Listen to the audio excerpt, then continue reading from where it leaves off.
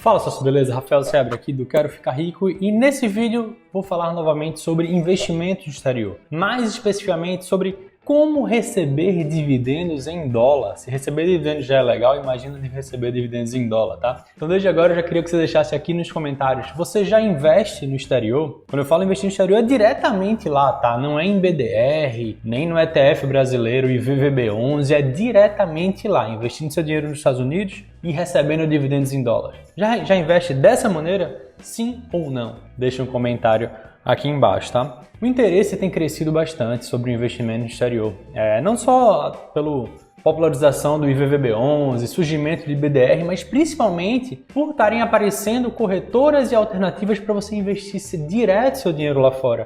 E também para a preocupação em diversificação e proteção de patrimônio mesmo, para você não ter todo o seu dinheiro investido em reais, que é reconhecidamente uma moeda fraca quando a gente pensa de uma maneira mais global, tá? Não é fraca feito o Bolívar da Venezuela ou mesmo o peso argentino, mas é uma das moedas que mais sofreram nesse ano em relação à desvalorização, quando a gente pensa em desvalorização em relação ao dólar. Então muita gente tem encontrado nessa situação uma oportunidade ou um alerta para se investir pelo menos uma parte de patrimônio no exterior. E quando a gente pensa em fazer investimento no exterior, um dos pensamentos mais óbvios é tipo, beleza, mas eu recebo dividendos também, como eu faço para receber dividendos? E esse vai ser o tema desse vídeo. Eu vou falar um pouquinho sobre isso e sobre algumas características específicas do mercado americano em relação ao recebimento de dividendos. Então vamos lá. Primeiro de tudo, diferente daqui no Brasil, que quando você investe, por exemplo, em ETFs, você não recebe dividendos, lá nos Estados Unidos você consegue sim receber dividendos, inclusive investindo em ETFs. É uma maneira, inclusive, inteligente de você fazer esse tipo de investimento.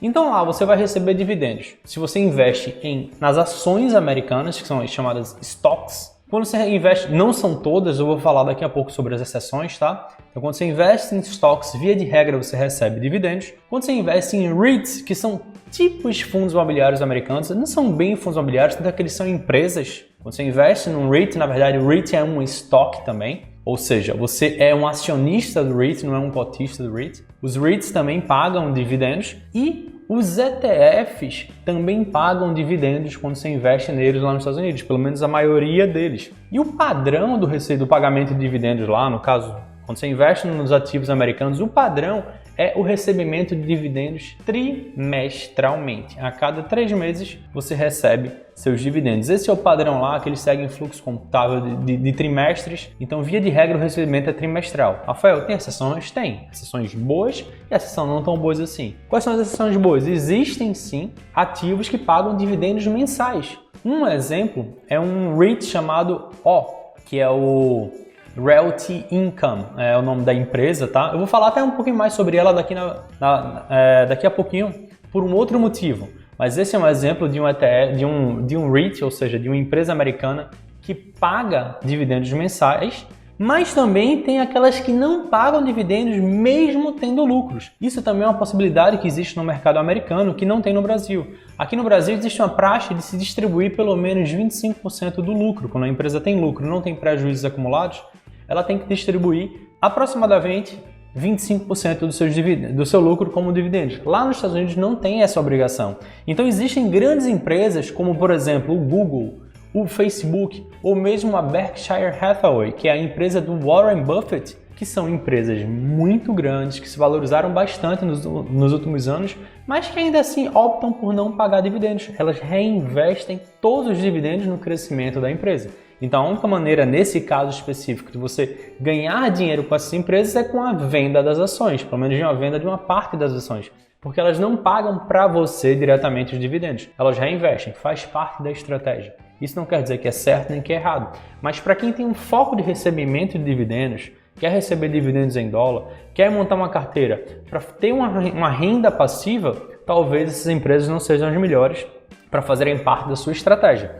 E outra pergunta que o pessoal sempre faz é, Rafael, mas como funciona a tributação dos dividendos lá nos Estados Unidos? Vamos lá. Aqui vem uma notícia que não é tão boa assim e outra que meio que compensa, que faz com que ela seja quase que relevante. Então, a primeira coisa é que os dividendos lá nos Estados Unidos, quando você como não residente investe lá nos Estados Unidos, os dividendos são tributados em 30%, é uma pancada grande. Aqui no Brasil, pelo menos no momento que eu gravo esse vídeo, os dividendos ainda não são tributados. Existem conversas cada vez mais firmes sobre a tributação de dividendos, mas até agora, pelo menos por hora, enquanto eu gravo esse vídeo, os dividendos ainda não são tributados.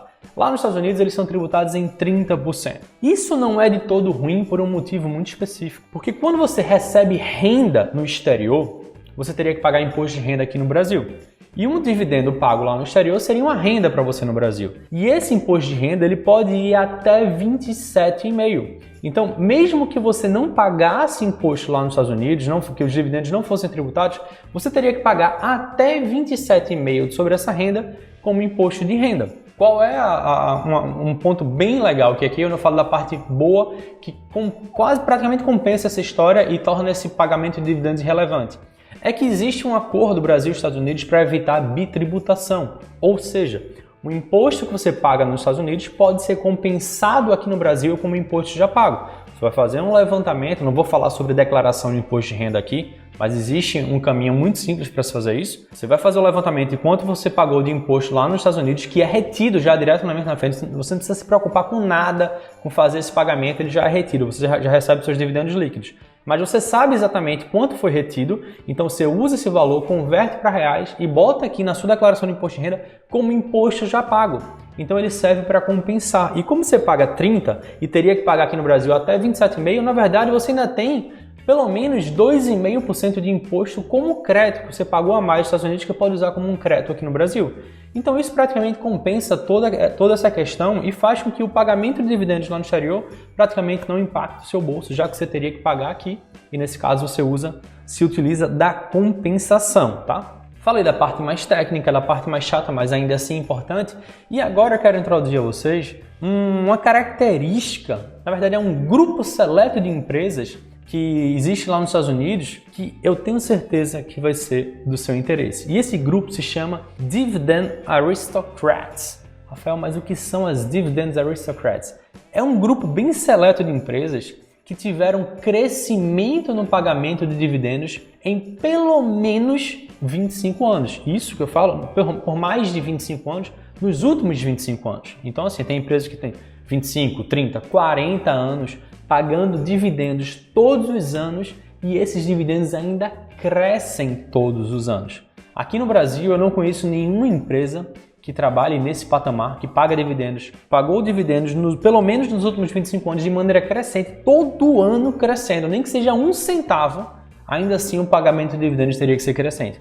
E existem empresas assim, na verdade, atualmente, no momento que eu gravo esse vídeo agora, no final de novembro de 2020, existem 65 empresas que fazem parte dessa lista de Dividend Aristocrats, tá? Para fazer parte dessa lista, a empresa tem que ter os dois principais critérios, tá? Existem outras questões de volume e liquidez, mas os dois principais critérios são: elas têm que fazer parte do S&P 500, que é o principal índice da Bolsa Americana, que engloba as 500 maiores empresas listadas lá na Bolsa Americana, nas bolsas americanas. Então tem que fazer essa parte dessas 500 maiores empresas e, como eu tinha comentado já, elas têm que ter pelo menos 25 anos consecutivos de aumento de dividendos. Se em apenas um ano ela deixou de aumentar ou mesmo deixou de pagar, ela sai automaticamente da lista. Inclusive teve uma empresa que tinha acabado de entrar na lista, que é a Ross, o código dela é ROST, tinha acabado de entrar na lista, uma empresa inclusive que eu gosto bastante, e esse ano,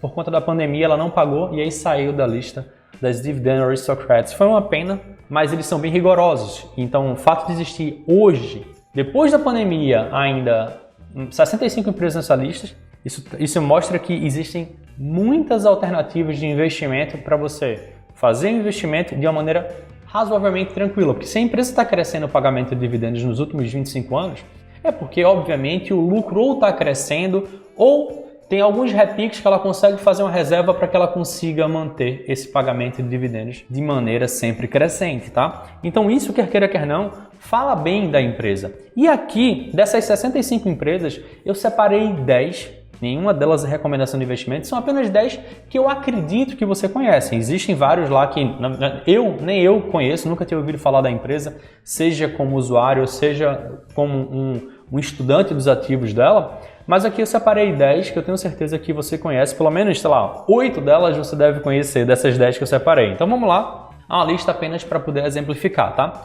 Então a primeira delas é a CAT, que é a Caterpillar, é uma empresa que muito famosa pelos seus tratores, aqueles tratores amarelos e pretos, e também trabalha com marcas, com tênis e com outras coisas também, mas o principal produto dela são os tratores e máquinas de construção de uma maneira geral. A outra é a CL, que é a Colgate-Palmolive, você já deve ter pelo menos uma vez na vida escovado os dentes com uma pasta Colgate. Outra, Johnson & Johnson, essa aí também é muito comum, ela trabalha nessa área de healthcare, de produtos para bebê e o escambau também, você deve ter ouvido já falar também dela. A outra é a KO, que é a famosa Coca-Cola, essa aqui, né, dispensa apresentação. Outra que dispensa apresentação é a MCD, que é a McDonald's. Muita gente acha que é uma loja de sanduíches de qualidade duvidosa, mas na verdade é uma das maiores imobiliárias do mundo. O tema do vídeo não é sobre isso, mas depois dá uma pesquisada sobre isso. McDonald's imobiliária, para você entender o negócio de imóveis por trás da McDonald's. Outra, MMM, que é a 3M, aquela empresa que faz praticamente tudo, desde fita adesiva, que prega quadro, segura parede, óculos de proteção, proteção auricular, máscara, coisas da área de construção, da área médica. Certamente você já deve ter visto e usado algum produto da 3M por aí, nem tenha sido o Post-it, que também é um produto da 3M. Outra empresa, PAP, a Pep, que é a PepsiCo, que fabrica a Pepsi. E a gente vê, né, Pepsi, entre outros produtos, tá, salgadinhos, enfim. Mas Pepsi e Coca-Cola na lista para você ver como esse segmento ganha grana, né? Outra, PG, Procter & Gamble, também faz uma cacetada de produtos das mais diversas áreas. Shampoo, Head & Shoulders, fraldas. Agora eu fiquei em dúvida se a Pampers é da Johnson & Johnson ou da Procter & Gamble, mas assim, a Procter & Gamble tem uma cacetada de produtos também. Você pode até nem conhecer a Procter & Gamble, mas certamente você já usou algum produto dela. Outra, SHW, que é Sherwin-Williams, que é uma fabricante de tintas. O principal produto dela no mundo e que tem aqui no Brasil são tintas Sherwin-Williams. E outro exemplo também, WMT, que é Walmart, uma rede de supermercados muito famosa nos Estados Unidos, chegou aqui no Brasil, pelo menos aqui no Nordeste, em Recife especificamente. Ela chegou e saiu, foi vendida para Big, que é uma rede de supermercado chinesa, mas enfim, você deve conhecer também a Walmart. Talvez até na sua cidade, no seu estado, ainda tenha alguma loja da Walmart aqui mesmo no Brasil, tá? Então esses aqui são apenas 10 exemplos e eu separei outros 3 exemplos a título de curiosidade também de REITs, ou seja, dos fundos imobiliários, essas empresas que atuam no segmento imobiliário que também fazem parte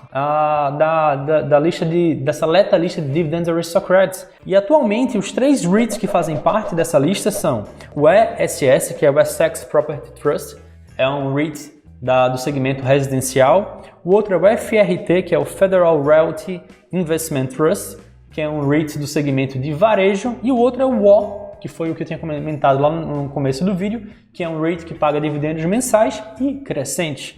Então o WO é o Realty Income, que também é um REIT do segmento de varejo, tá? A lista das 65 empresas eu vou deixar aqui embaixo, tá? Na descrição desse vídeo. E antes de terminar, até porque o pessoal comenta, Rafael, mas eu não queria ter que, sei lá, investir nas 65 empresas e estar administrando isso. Será que tem um ETF lá nos Estados Unidos que investe só nas Dividend Aristocrats? Sim, existe.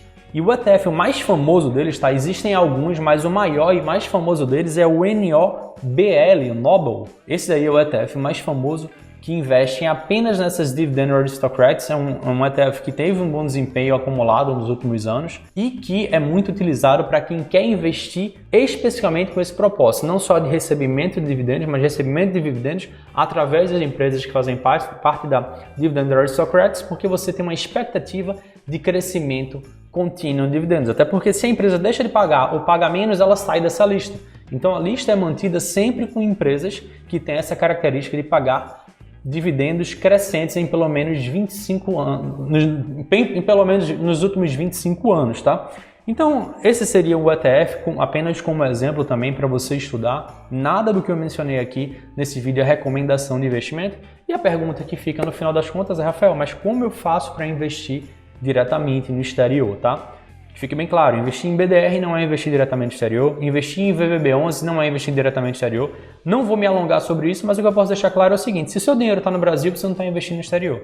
Se os dividendos que você recebe são pagos em real, não são pagos em dólar, então você não está investindo no exterior. Então pense sempre em relação a isso, tá? E existem algumas alternativas, existem algumas corretoras hoje que já permitem o investimento diretamente lá no exterior, e pelo menos a corretora que eu uso e que eu recomendo é a Avenue Securities. Eu gosto muito da Avenue, primeiro, porque ela foi criada por brasileiros. Isso para mim faz uma baita diferença, até porque ela tem um foco, tem um público-alvo em brasileiros também, fazer com que brasileiros consigam investir, acessar o mercado americano. Então todo o site da corretora é em inglês, o suporte dela é em inglês, e o mais legal dela é que ela tem materiais explicando tudo. Quando eu falar em inglês, eu estou querendo falar em português, tá? Então tem as informações em inglês também, mas ela tem todo um suporte em português, o site é em português, fica muito simples para você entender. E também uma coisa bem legal é que ela tem um material todo prontinho explicando como fazer a declaração de imposto de renda, que talvez essa seja uma das suas maiores preocupações. Rafael, mas como eu vou fazer a declaração de imposto de renda e câmbio? Você consegue fazer tudo isso de maneira muito simples lá na Avenue, tá? Inclusive ela prepara relatórios todo prontinhos para poder fazer, para você inserir as informações dentro do sistema da Receita Federal no momento da declaração do imposto de renda. Então, se a sua objeção em relação a investir no exterior é essa questão do pagamento do imposto de renda, pelo menos através da Avenue você tem essa informação toda mastigadinha, tá? Até para facilitar, eu vou deixar aqui embaixo também na descrição desse vídeo o link, caso você queira abrir uma conta lá na Avenue. Ela tem planos, inclusive, de corretagem gratuita para que nem corretagem você precise pagar. Ou seja, você não vai pagar nada para abrir sua conta, você não vai pagar a taxa de corretagem para poder fazer seus investimentos, e assim você está acessando diretamente o maior mercado do mundo, que é o mercado americano, tá? Espero que você tenha gostado desse vídeo. A gente vai ficando por aqui e se vê no próximo vídeo. Tchau, tchau.